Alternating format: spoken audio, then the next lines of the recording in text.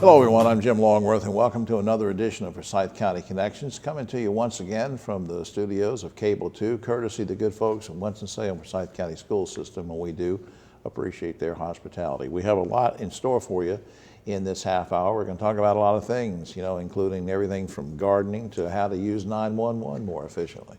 So I hope you'll stay with us through the entire program. Where we want to start, though, is bringing back a good friend of ours who's been on the show many times before. Damon Sanders-Pratt is a Deputy County Manager for Forsyth County. Welcome back to the show, sir. Thank you. Now, you emailed me and said, let's talk about the Public Safety Building Project. What is that? So on Church Street, between 2nd and 3rd, is where the Sheriff's Office is located, County Dispatch is located there, Emergency Management, Probation and Parole.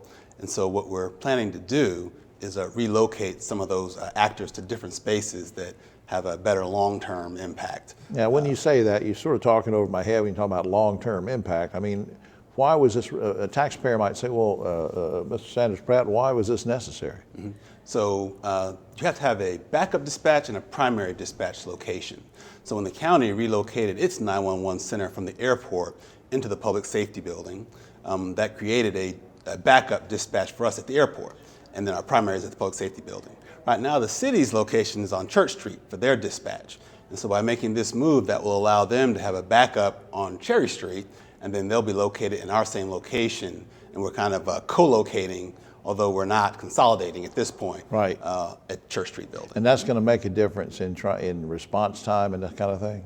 Well, we hope that over the long term, the synergy between having county dispatch, city dispatch, the sheriff support dispatch on the same secure corridor, that they'll be able to share best practices and perhaps one day have a large one dispatch with just one administrative overhead and so forth. For people that have been following this story, they might be wondering, now what's the plans, ultimate plans for the 2nd and 3rd floors? I mean, have you got that mapped out? Mm-hmm.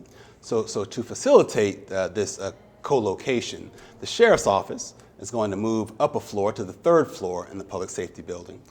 Right now, they're in about 7,800 square feet of space, so this would move them up to another probably a couple hundred square feet.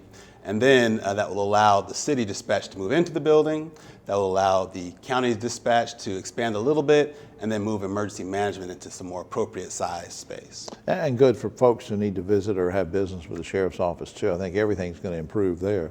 But now, any other departments, we didn't rehearse this or anything, but any other departments are going to be affected by this, or just what you mentioned? Really just the ones that I've mentioned, emergency management, city dispatch, county dispatch, and the sheriff's office moving up is the first domino. All right.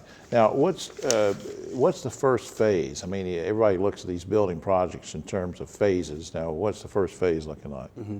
So it's really the design phase at that point, to design the 3rd floor, which is right now just shell space. And so then the sheriff's office will be relocated into that. It's taken about a year. The commissioners recently approved the plan and the funding for it. And so that project should start in earnest in about a month. You know, you've already alluded to the fact that you've got the city and county folks working together. But as you and I've talked about before, there are lots of other ways that the two localities work together for the betterment of everybody. Can you give me an example of how that works? Sure. So although sometimes people feel like there's this tension between the city and the county, we really work together on a number of things, from city-county planning to there's a city-county utilities department to Map Forsyth to interagency communications, which is basically the radio tower system. So the county works together in a variety of ways with the city already, even to the point of having shared evidence storage for the sheriff and the police department and the Beatty Center. Yeah. Well, yeah. So are you pretty hopeful that this is going to make a difference for consumers in the long run? You've talked about the efficiency, you've talked about the consolidation, the partnerships. For the folks at home that are watching, how does this make a difference in their lives? Mm-hmm. Well, so in the short term, it probably impacts their pocketbook in the sense that the city 911 dispatch, to create a primary center and a backup center, doesn't need to build a new $10 million facility or $15 million facility.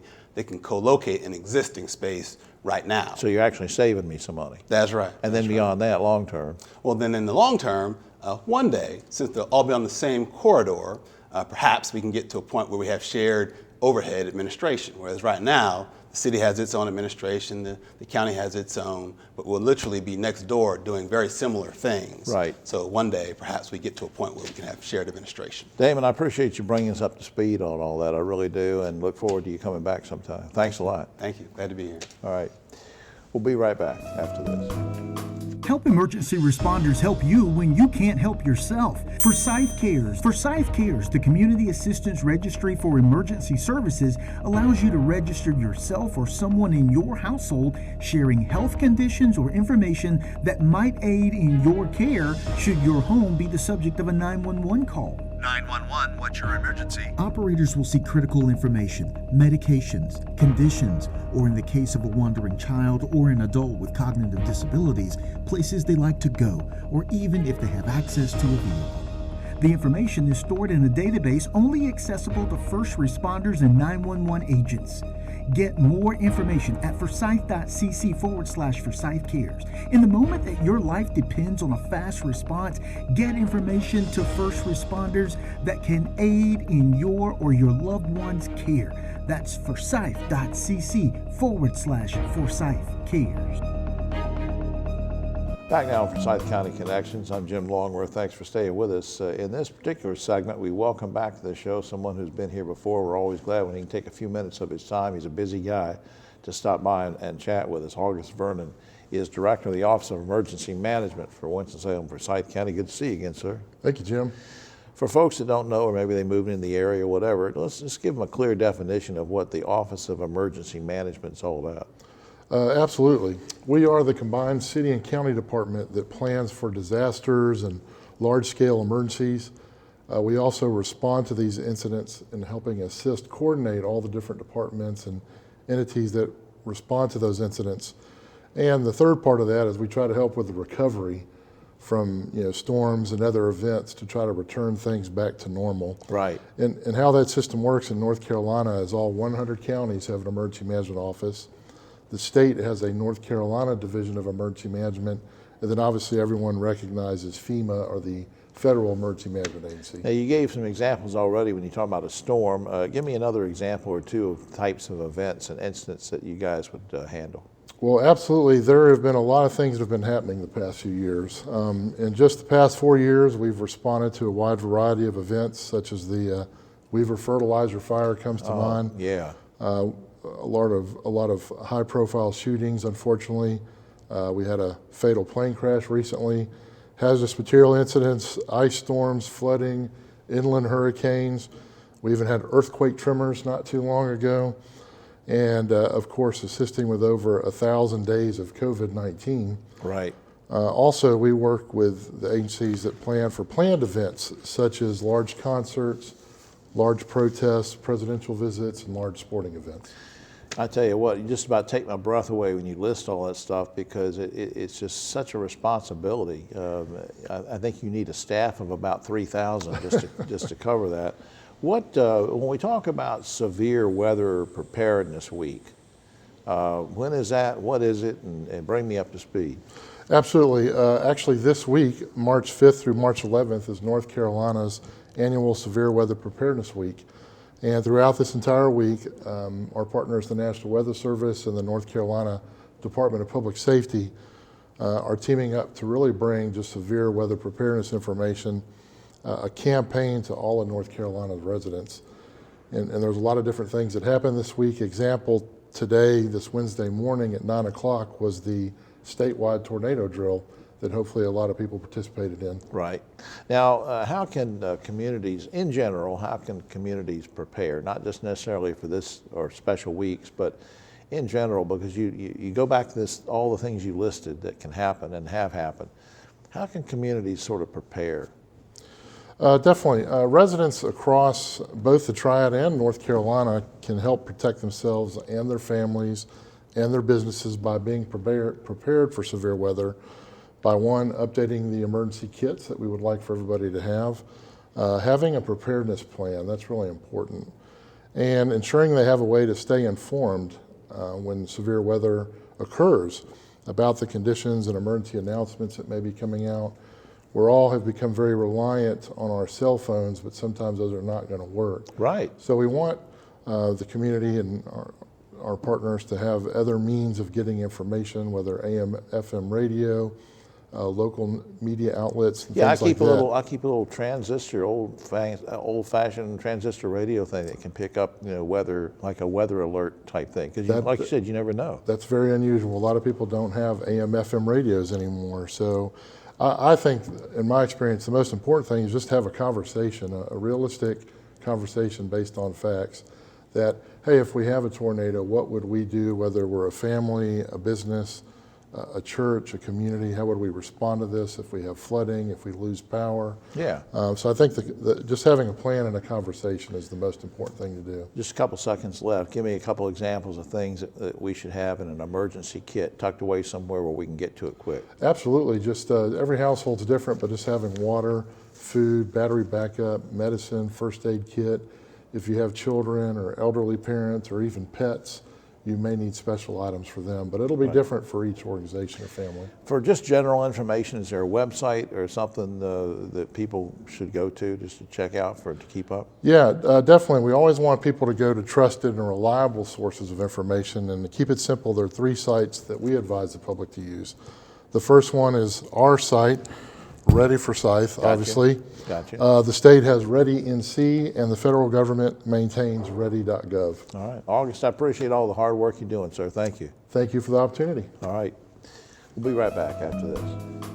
Emergencies happen. Every home needs an emergency kit. Are you ready? Start with a large suitcase. They're mobile.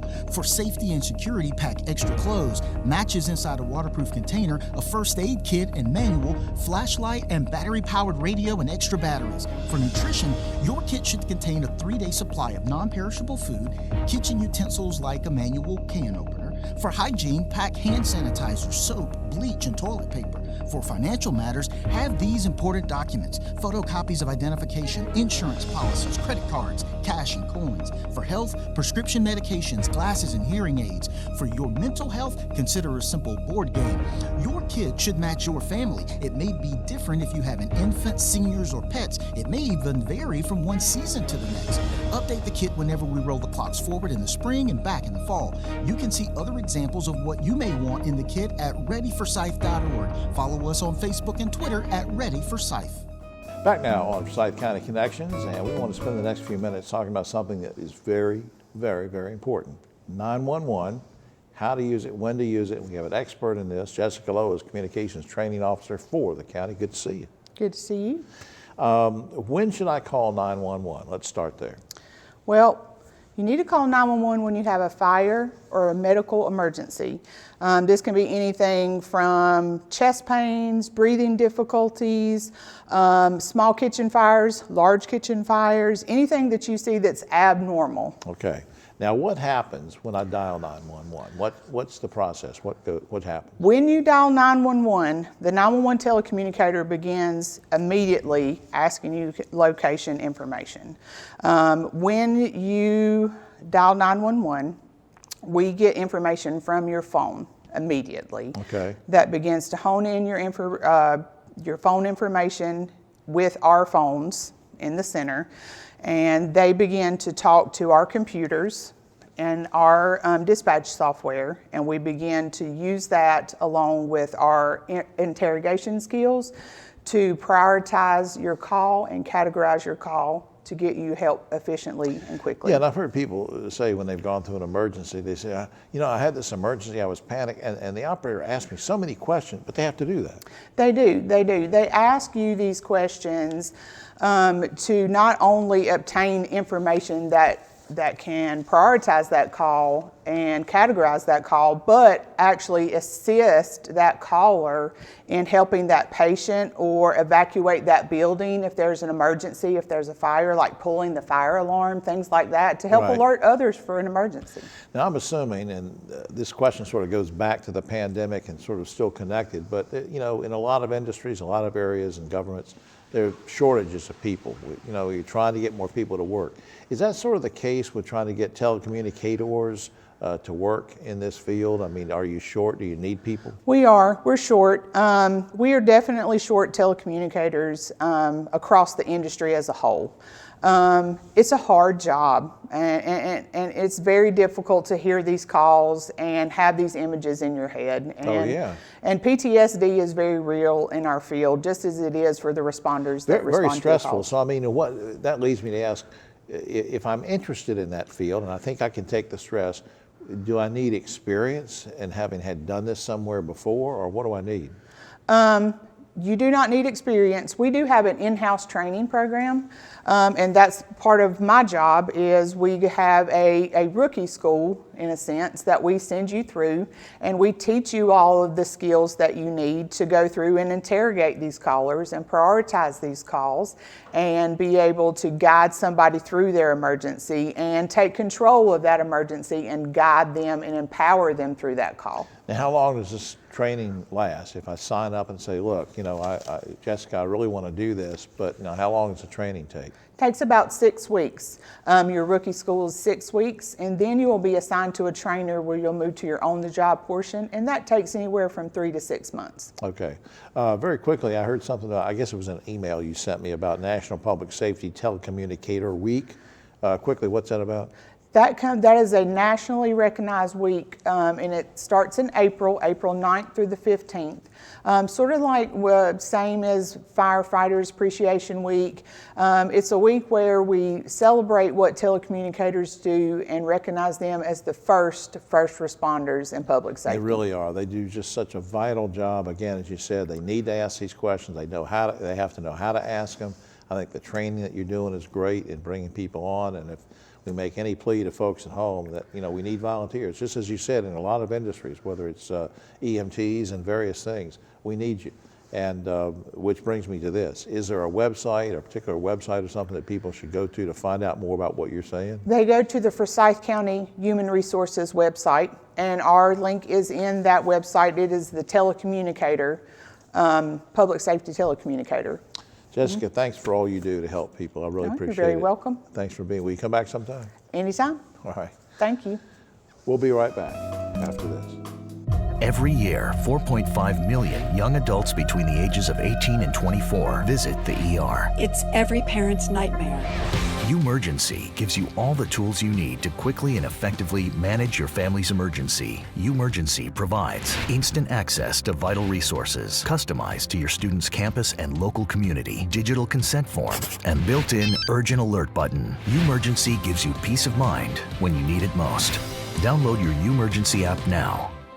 Back now on Forsyth County Connections. Thanks for staying with us. Over the next little bit of time, we're going to talk about various commissions and committees and things that you can serve on.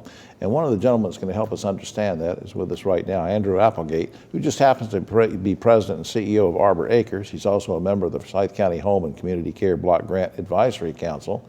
It's a big title. Welcome to the show. Well, thank you. Glad to be here. Give us a quick thing just before we get into the topic. Remind people what Arbor Acres is, who it serves, where it's located. Sure. Arbor Acres is a continuing care retirement community or a life plan community that serves people 60 years of age and older. And it's located on Arbor Road, basically between Ronalda and the university. All right. And very well known, great reputation out there. Thank you. All right, let's get to the topic now. Let's talk about advisory board that you're on. What's the mission of that board? The Home and Community Care Block Grant Advisory Council is set up to take the money that is given to the county by the state in that block grant, and then that group then makes recommendations to the county commissioners on how those funds ought to be distributed. So, Give me an example, not to put you on the spot, but an example of something you might advise the commissioners on, a specific example or of where you think the money should go or how it should be used. Yeah, there's a lot, of course, you can imagine there's a lot of rules and strings attached to that, but the councils can decide where to allocate that money amongst about 20 different approved programs. So that could range anything from information options counseling, so it's sort of like the 411. If you have a loved one who's an older adult, you just need to know what services are out there. You may not even know what you have. But it can also do things like home care, transportation, and things like that. Now, you also do the board also, the advisory board does some kind of monitoring. What's that about? Yeah, what we do is we meet once a month, and in that meeting we look at each of the funded partners and we look at their spending. They give us a budget every year, and then we have to turn around and see, are they spending that money?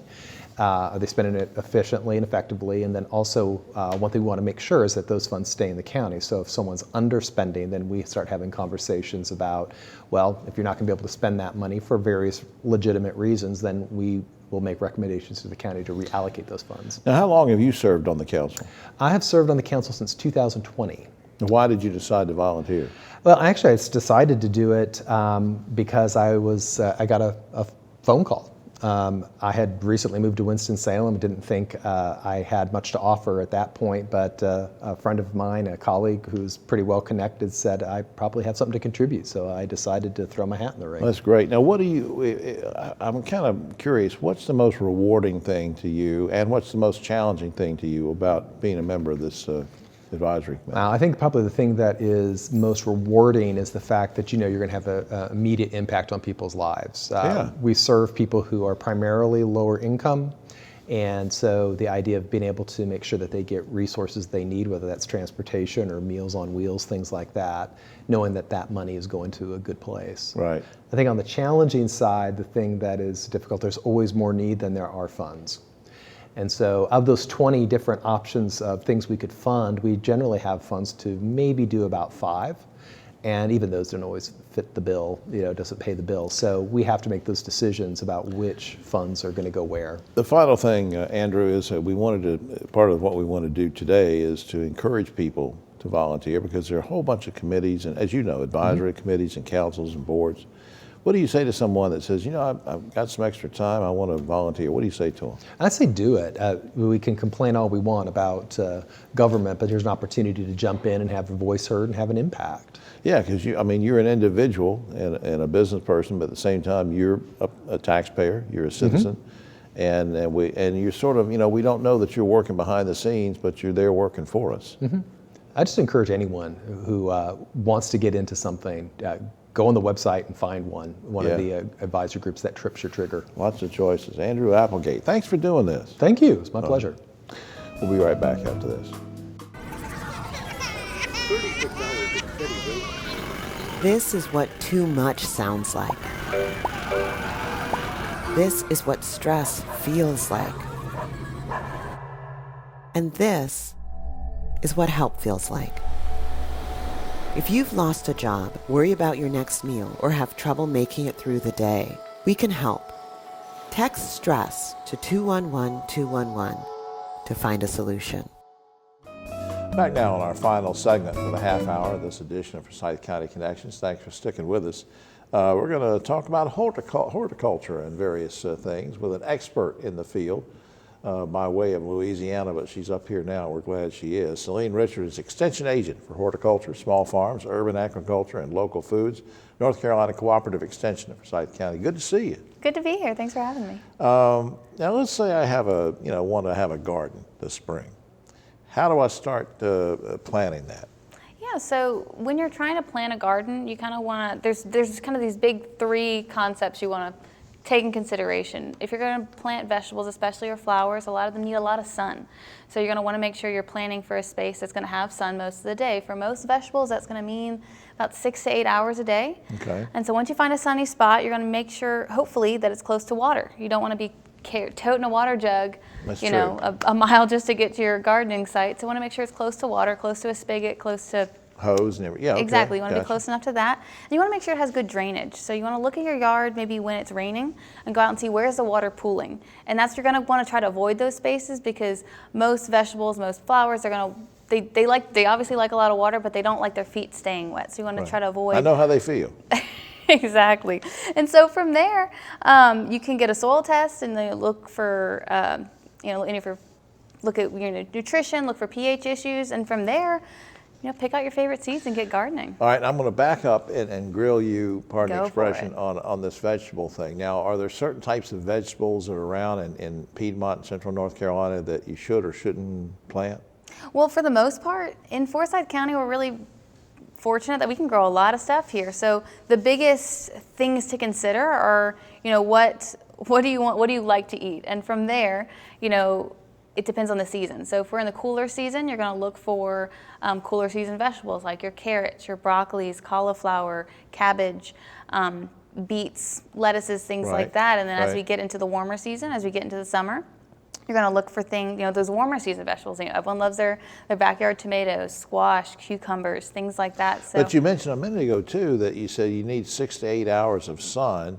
Are there vegetables where you don't have to do that? Yeah, fortunately there are. So in general, vegetables are going to need some sun. So if you have full shade, you're going to want to maybe venture into some shade. There's a lot of ornamental plants that can tolerate lots of shade, but if you have at least 4 hours of sun, you can definitely still grow vegetables. You're going to want to lean towards things that are leafy vegetables. So things like anything that doesn't produce a fruit, like a tomato or a bell pepper, more like you're going to lean towards your lettuces, your collards, your kales, things like that, where it doesn't need as much energy to produce what you're going to eat. You use the word fruit. That triggered something I was going to ask you real quick. Let's say I don't want vegetables, but I do want to plant fruit. Any tips on that?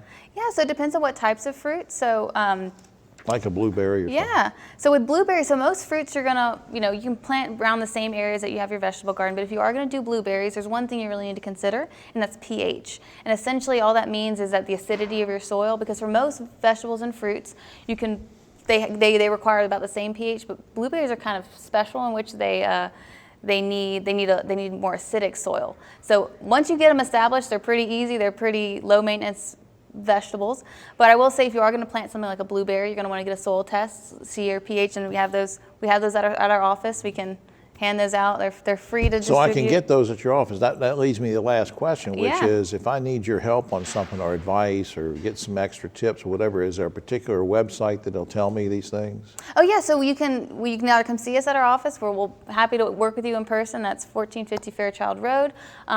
You can give us a call, or you can visit us at our county website, the NC Cooperative Extension, Forsyth County website. Well, I appreciate that. I tell you, that's a lot of good information. We're going to have to get you back because we just scratched the surface on that, Celine. We're happy to answer any questions that you have. Thanks for doing that. And speaking of thanking folks, I want to thank the folks at home for watching. Now, up on the screen that you noticed between us throughout the program, you'll see the logo Forsyth County Connections, and it says connectwith.forsythcountync.gov, and that's a good general website to check out. We've had people ask us, where can I see these programs, and they're sort of archived. If you go to YouTube, you can find Forsyth County Connection shows, and we hope you'll do that.